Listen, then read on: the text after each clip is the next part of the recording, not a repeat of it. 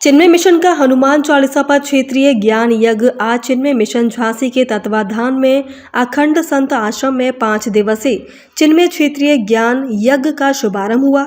श्री हनुमान चालीसा ज्ञान यज्ञ प्रवचन में ब्रह्मचारी राघवेंद्र चैतन्य ने बताया कि हनुमान चालीसा मात्र पाठ करने का ग्रंथ नहीं है, यह जीवन का ग्रंथ है। सभी के जीवन में ऐसी परिस्थितियां आती हैं जब सब साधन होते हुए भी हम स्वयं को असहाय अनुभव करते हैं। कुछ लोग इन परिस्थितियों में टूट जाते हैं, किंतु कुछ समझदार मनुष्य उन कठिन परिस्थितियों को भक्ति के रूप में परिणत कर लेते हैं। इन कठिन परिस्थितियों से भक्त बनने की यात्रा है श्री हनुमान चालीसा। श्री हनुमान चालीसा के प्रथम दोहे में गुरुदेव के चरणों की राज की महिमा बताई है, जिसमें हम अपने मन को निर्मल कर सकते हैं। इस दोहे का अर्थ स्वयं को गुरु के समक्ष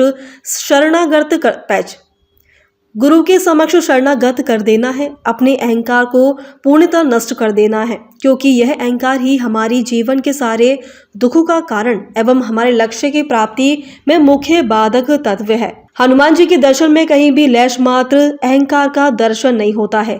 इस समागम का प्रारंभ अखंड संत आश्रम के महाराज जी ब्रह्मचारी राघवेंद्र चैतन्य, ML श्रोठिया, मुकेश गुप्ता, RP गुप्ता, चंदा अरोरा आदि के द्वारा दीप प्रज्वलन से हुआ। श्रीमती कृष्णा सक्सेना एवं संगीता गुप्ता द्वारा श्री हनुमान चालीसा आरती का गायन किया गया।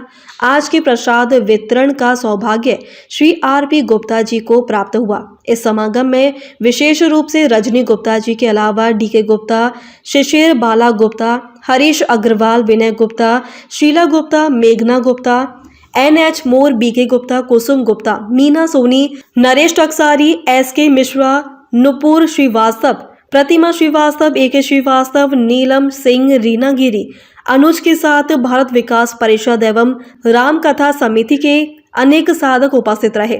सचिव मुकेश गुप्ता ने बताया यह ज्ञान यज्ञ 14 दिसंबर तक चलेगा। उन्होंने अधिकाधिक साधकों से इसका लाभ उठाने का आह्वान किया, क्योंकि ऐसे उदाहरण बड़े बड़े संस्थाओं में देखे गए हैं कि महान विद्वान साधक संत लेकिन गुरु चरणों में 100% नहीं दे पाए, तो किसी बात पे विवाद हुआ, दूसरी बड़ी ऑर्गेनाइजेशन में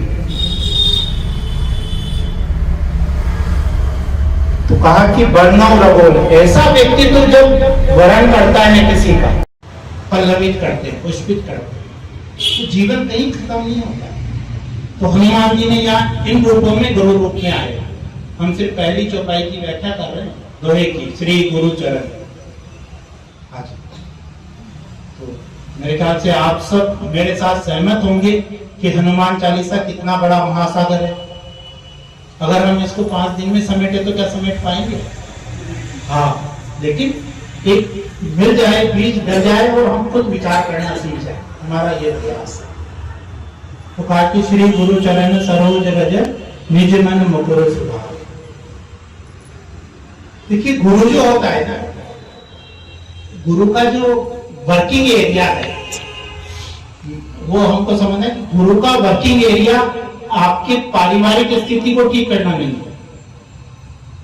आप में कोई गुण नहीं है तो वो गुण डालना नहीं है। आपके परिवार में कोई क्लेश है, रोग है, तो उसको दूर करना भी गुरु का मुख्य कार्य नहीं है। वो एक दयावशात प्रयास कर सकता है कुछ इसमें, लेकिन मुख्य कार्य वो नहीं है। गुरु का जो मुख्य कार्य है वो जहां ऑपरेट करता है वो है हमारा अहंकार। क्योंकि ये जो अहंकार है ना, ये दुनिया में कोई ऑपरेट नहीं कर सकता गुरु के अलावा। एक डॉक्टर हमारे हार्ट को ऑपरेट कर सकता है, माइंड को ऑपरेट कर सकता है, लेकिन हमारे ईगो को, अहंकार को ऑपरेट नहीं कर सकता। आपके परिवार का कोई भी संबंधी आपके अहंकार को ऑपरेट नहीं कर सकता। आप देख लीजिए, आपने बड़े बड़े पुराने संबंध छोड़े हैं अहंकार के लिए।